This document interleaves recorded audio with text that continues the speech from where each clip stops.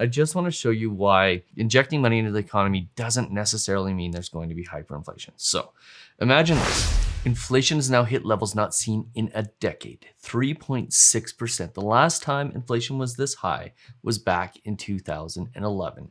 And today what we're going to talk about is what that really means, what the numbers are actually showing us, what the numbers are telling us, and whether or not you should be worried about inflation and subsequently higher interest rates anytime soon. I'm going to talk about what's going on with the Federal Reserve Bank in the US. I'm going to talk about the Bank of Canada's approach to this and their views on it. And then I am going to give you some recommendations on what you should be doing with your purchasing, your buying decisions, and your borrowing decisions. But before we get into that, do me a favor, hit that subscribe button, hit that notification bell, and please hit that like button so more people like you can see this video. And don't forget about our race to 25,000 subscribers. We just crossed 14,000, so we are almost on our way there anyways. But go ahead, do me that favor, hit that subscribe button because one lucky winner is going to win $5,000 towards their TFSA, RSP, RESP, or simply to pay down their mortgage. It's completely up to the winner. I sincerely hope it's you. Go ahead, click that subscribe button. I'll win. The definitive guide on how to manage your credit, product, penalty, price, in that order. It's never been more important to get your mortgage right. Okay, so let's get into it. Let's discuss about inflation being at the highest level that it's been at in a decade. But I'm going to start this with a couple disclaimers because this topic seems to be the topic that Canadians are the most certain about, well, not really understanding how the whole thing works. There seems to be these misconceptions about the fact that if you inject money into the economy, that automatically leads to inflation. And yes, injecting money into the economy can be inflationary. In fact, injecting money into the economy is designed to be inflationary. It's designed to make up for a lack of demand. It's designed to increase prices. But what people aren't typically understanding about what's happened in the last year and a half is that prices went down pretty significantly, and therefore that injection into the economy was needed to bring prices back up to a level that they are at. The second disclaimer that I want to make, and this is a really important one, is I'm not here to support your narrative and I'm not here to dispute your narrative.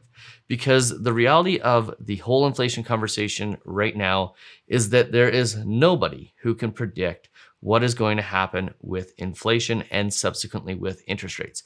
We can all make our best guess, and yes, people are taking their narrative, what they want to happen, and applying data and trends and information to support what their desire is. But the reality of it is nobody really knows what's going to happen. And Benjamin Tell said this best last week when he was on BNN, and he said there's nobody who can predict where this is going, including the Federal Reserve Bank in the US and the Bank of Canada. All we can do is see what plays out and then react accordingly. Now, obviously, the Bank of Canada, the Federal Reserve Bank, they have an obligation to Canadians and Americans to give some insight as to where things are going, to give some forward guidance. But the reality here is we just don't know what's going to happen. But we can tell you some things with certainty about the data that is coming out right now. We can tell you things like the data that is coming out right now is based on base month effects from the previous year, where prices had declined pretty much on everything substantially across the board, and therefore we're seeing higher rates of inflation, or inflation indicating that inflation is higher than it actually is, especially when you go back and look at 2019. So that is fact. That is not conjecture. That is not observation. That is not speculation. That is fact. We had substantially lower prices last year than what we have right now, primarily because prices had gone down. I'll show you a chart on that a little bit later on. But I want to get into this, and I want to talk to you about a few things that are going on in the economy here. I'm first of all going to switch screens here to this article, which is US Fed sees 2 rate hikes by the end of 2023, inches towards a taper of their quantitative easing. Now, a couple interesting things here. A week ago, US Federal Reserve was talking 2024 before they may even see any rate changes. What we're seeing is a drastic change in position with respect to what they're thinking. And the shift is the number of the officials that are basically changing their views with respect to how soon an interest rate change could happen. So the quarterly projections showed 13 of 18 officials favored at least one increase by the end of 2023 versus 7 in March. So basically 6 of the officials are now favoring an increase by the end of 2023. Now, 11 officials saw at least 2 hikes by the end of that year, by the end of 2023. So a 0.5% increase by the end of 2023.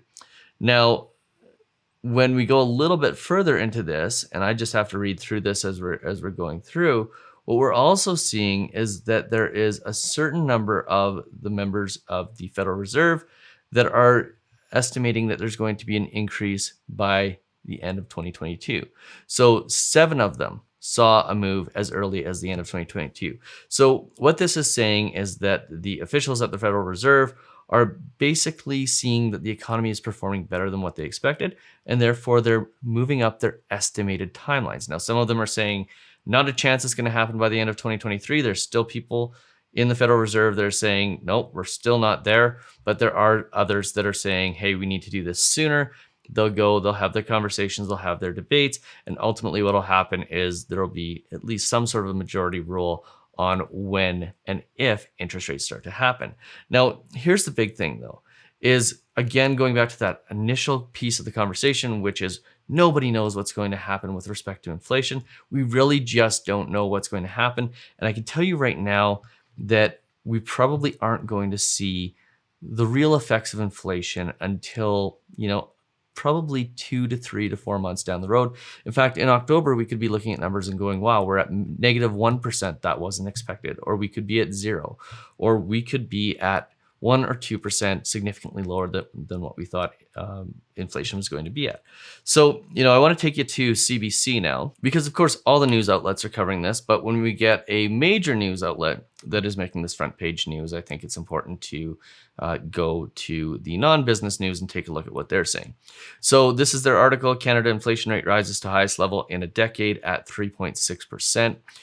And obviously, right off the bat, they're saying rates look especially high because May of 2020 was a low point for the economy, right? We were just coming out of lockdowns. Prices were low. In May of 2020, I looked back at my gas receipts. I paid 49 cents per liter for gas in Calgary. So that is a substantially lower price than what we're at right now. And when you think about, okay, now gas prices are at $1.25. Well, yeah, there's inflation there because obviously based off of what I paid last year for gas, the prices are substantially lower. But just 5 months prior to that, I was paying $1.10 for gas. So what we have to look at is the fact that there was this period of massive deflationary pressure in 2020, and that is what's going to make these numbers look high for the next little while. And if we go down and we take a look at the data, I love this chart here. I'm going to see if we can zoom in for you. When we look at annual inflation rate in May, you can see transportation costs have gone up substantially because those gas prices, when nobody was traveling last year, went down substantially, and then they've come back up as of late, right? So you see this sector of the economy that had massive amounts of price deflation last year. Of course, it's leading the way in inflation when you look at transportation costs. Then you're seeing shelter costs, no surprise there. Housing prices up 11-12% across the country. Of course, we're seeing inflation in shelter. We're seeing a little bit of higher prices in clothing and food. That leads us to the all-time or all items consumer price index, where we're at 3.6%. And then you look at things like health and personal care, only at 3.1%. Recreation, education, and reading down to, or basically at 1.8%. So below that 2% bar. Then you look at things like alcoholic beverages, tobacco products, and recreational cannabis. Pretty normal levels of inflation in this recreation and alcoholic beverages and food. So if those three things are having normal levels of inflation of around 2%, isn't that an indicator perhaps that in October, November, December of this year, when all the base months have kind of filtered out, isn't that an indication that maybe we're going to see inflation rates around 1 or 2%, not at 3, 3.5, or 4%? So, it's kind of an interesting conversation around where we're actually going to be at. And what I'm going to suggest is that these numbers that are in this 1.8, 1.5% range, these are very much going to be the numbers that are going to show up a little bit later on in the year across the board on everything else, when we're looking at gas prices that are comparable to normal gas prices, not to deflated gas prices. And then I want to jump over to the inflation, this article on Bloomberg, because I think they just had a really great summary at the end of this article here. And that is that Rising prices for cars were among the biggest increase in prices in the consumer price index. There's a reason for that. It's not that there's more demand for cars. It's quite simply that there is a shortage in microchips or what do they call these semiconductors for vehicles. So therefore we have a supply chain issue. They can't get the vehicles out, therefore there's less vehicles available for sale, and therefore you end up with higher prices. Now when those supply chain issues start to work themselves out, guess what? That means that we're probably going to see a little bit of deflationary pressure in the future on the vehicle prices, because we're going to have this built up supply of almost made cars that just need microchips put into them. Once those chips go into them, you can expect that housing or the car prices are going to come down. My guess is that if you want to buy a car, October, November, December, when those vehicles start to come online, is going to be one of the best opportunities to buy a vehicle for very, very cheap that you'll see in your lifetime. And by the way, there's data to back that up. We've seen that in the past where there's been supply issues in vehicles, and then all of a sudden things catch up and boom, we get really, really, really low house prices, or really, really, really low car prices. I don't know why I want to call car prices house prices. Maybe it's because there's a lot of people believing that they're going to be living in their cars if inflation happens and interest rates rise. But I don't think that's as big of a concern as a lot of people want to make it out to be.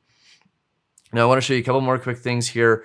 If you want to find the Bank of Canada's CPI inflation rate, all you have to do is go to bankofcanada.ca. It's right here. Total CPI inflation, 3.6%.